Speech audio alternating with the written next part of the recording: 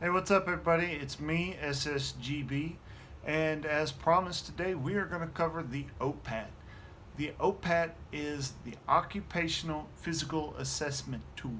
It is a test that you will be given after you enlist to join the Army. It helps us determine whether or not you are physically capable of what is going to be required for your job. It measures the 5 primary domains of physical readiness.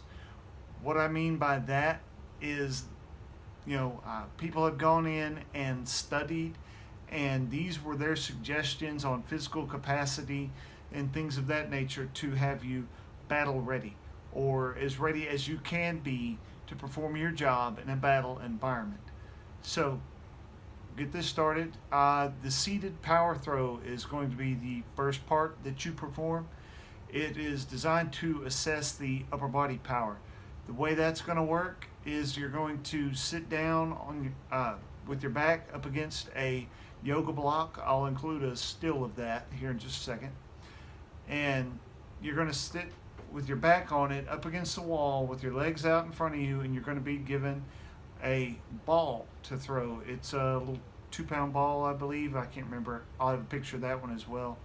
And we will have not a tape measure per se, but it is a rollout tape that measures the distance, and we are going to have you throw the ball, and we'll do it a couple of times.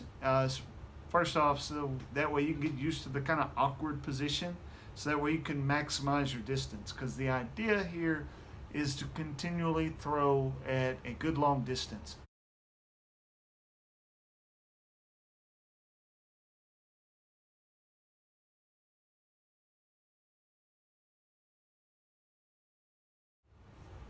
The next exercise is going to be the standing long jump.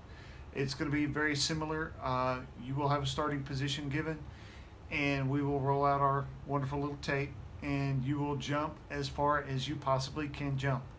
Now, if something happens and you land and you don't stick the landing, then it doesn't count. You have to actually jump from the start position and land and stand, land standing and be able to hold the position. That's how it counts. And the idea behind that is to assess your lower body power. So different jobs will have different requirements in all of these different phases. So after those two comes the strength deadlift. The idea behind the strength deadlift is to determine your lower body strength. Now, the way the strength deadlift works, I call it a hexagon bar. I'm not real sure if there's a better terminology for it. I'll include a picture of it. But we will do multiple repetitions, working up your weight to the max weight, and see how many repetitions you can do at that weight.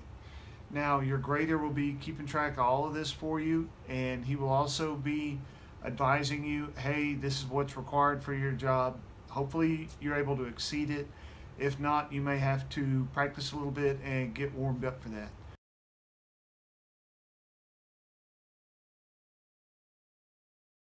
So, the very last one is the interval aerobic run. It assesses your aerobic capacity. Now, what this is, it is the 20-meter shuttles. 20 meters apart, you're going to have your little cone set up. You're going to run 20 meters back and forth. Now, this is always the last event. It's set up that way on purpose, again, because it's there to assess your aerobic capacity. It's just like the regular PT test where they do the run last. So that way you're not dead tired while you're trying to do the other events. Because if you did the run first, you'd be burnt out and totally just done way before you're doing your push-ups, your sit-ups, or anything else. Now, if you did, let's say 10-15 minutes of the 20-meter shuttles, then yeah, you're going to be pretty dead tired. You're not going to be wanting to do the ball throw or the standing long jump or any of that. So that's why it's last. Now, when you do the 20-meter shuttle sprints, it will be in intervals and it will be timed. And the farther along you get, the quicker the intervals will be. So the less time you have to get from point A to point B on your 20-meter shuttles. It's designed that way, and if you don't make it all the way to the end, don't worry about it. You will pass and you will do fine if you don't make it all the way to the end. It's a step up program. And like I said, the farther up you get, the shorter the time is that you have to run that 20 meters. And at whatever point you can no longer keep up with the intervals, that is where you will be graded per se on your score sheet. It has an individual score sheet that the grader will have. Usually it's going to be a recruiter doing it for you, but it's not the same as the 705 for the actual PT test. So just do the best you can, and worst case, hey, something doesn't work out and you don't meet the minimum for your job. Work at it, improve it. Again, the best way to improve on this stuff is doing the actual exercises.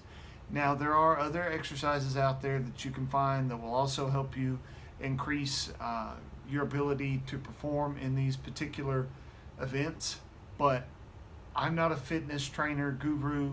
I just know what works best for us in the recruiting environment and what we've had the best results with. So again, if you guys have questions, hit me up in the comments. I'm going to include the OPAT like forms and things of that nature actually in the description or in the comments. So look for that. I will have the link in there. If you are looking for me, you can find me on Facebook, Instagram. Obviously, you can find me here on YouTube. I've got Twitter. I am SSG.B. Some of it is a dot and a space in between there just because there's so many people out there trying to use the same name. But all those links are on my Facebook, and my Facebook is Luke Beckman. If it looks spelled wrong, then it's probably spelled correctly. So don't get too worried about that. But guys, I hope you have a great weekend and look forward to seeing you next week where we will cover the ASVAB. Thank you.